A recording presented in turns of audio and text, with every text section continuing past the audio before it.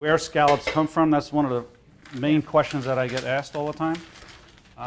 And scallops are a mollusk, just like a clam and they come in little shells like this.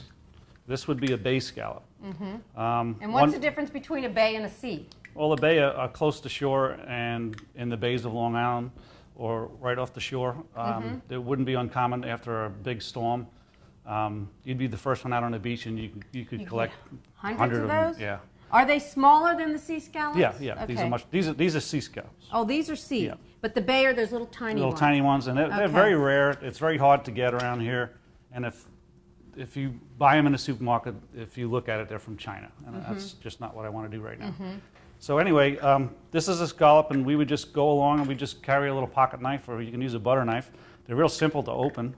This obviously came from two different mollusks, but just for an example. Scallops have a dark side and have a light side, and you want to take the dark side and put it up because it has a little notch right here, and that's where you slip your knife in. So you just put it in your hand like this, you slip that knife in there and you slide it along the top of the shell, and then you open it up. And that's it. You discard one half, and the other half has the muscle in it. Like this. Yeah, the muscle of the scallop. Not salt and peppered.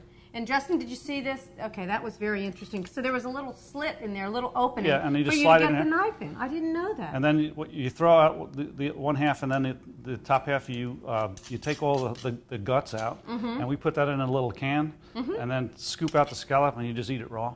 Oh, and then the guts we would put in a little can because that's where we would catch flounder for the rest of the day. Oh my gosh!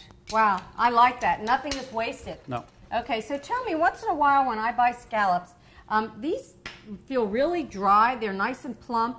So first of all, tell us about how to choose the best scallops, what to look for, what not to buy, and also about that little muscle, or some people call that a foot. So first of all, tell us, these look very dry. Now tell me, why aren't they, like, sometimes I see them and they're sort of laying in milky juice. Tell us a little bit about that. Well, those scallops have been treated. They treat them in water, bleach, and tripolyphosphate. Tripolyphosphate enables the scallop to absorb water, so they get, when they do that, they get more per pound. So when you go out, when you have a commercial vessel that's out there for a week, they have to preserve them. So that's what they use. These are what's called day boat scallops. So by law, they have to go. The boat has to go out and return within 24 hours. So what are they called? Day boat. Day boat scallops. 24 hours, so they're really fresh. Okay. And then you can even buy diver scallops, which I've done. Tell me what is a diver scallop? Do you dive to get them, or is absolutely. it a special? No, they have divers down with these compressed air. The old-fashioned way. Yeah, and they just go around the bottom and they put them in buckets and haul them up. So why would they do that versus just bring them up with a net? Well, it's just not a net. They dredge, and along with the dredge, it ruins the bottom of the ocean. So this is a more gentle way. Yes, this exactly. protects our environment. And they're choosing the best ones. Oh, okay. So it's worth it. If you want to pay the money, it's worth to get a day boat. So tell us a little bit about this foot. And I think... Oh, yeah, we need to take this off here. I think that lobster is about done, too. So Harry, I think, has done... Oh, yeah, tell us... Do that really slowly and tell us what to look for. How do we know where the foot is, etc.? It's just this white... it's a little piece. It's edible, but it's chewy. You don't want to eat it. And it's just this little piece, and that's what holds the muscle to the shell. Yeah, right?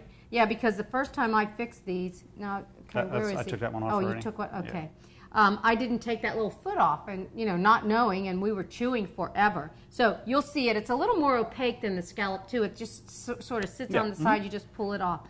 Okay. Scallops and skate have a strange relationship. On Long Island, they were overfishing the sharks, and the sharks feed on the skate, which looks like a little ray. And there's always rumors going around that they used to take punches of the skate wing and then call them scallops. Well, I've heard that. I've heard it too, but I've never seen it happen because I could tell the difference between a scallop and a skate wing. Well, skate's really white looking too, isn't it?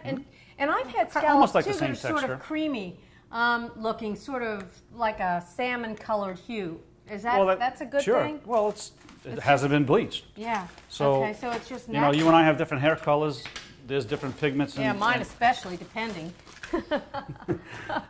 But anyway, don't be afraid of an orange scallop. It's just what they've eaten. Shrimp, to me, tell us the difference.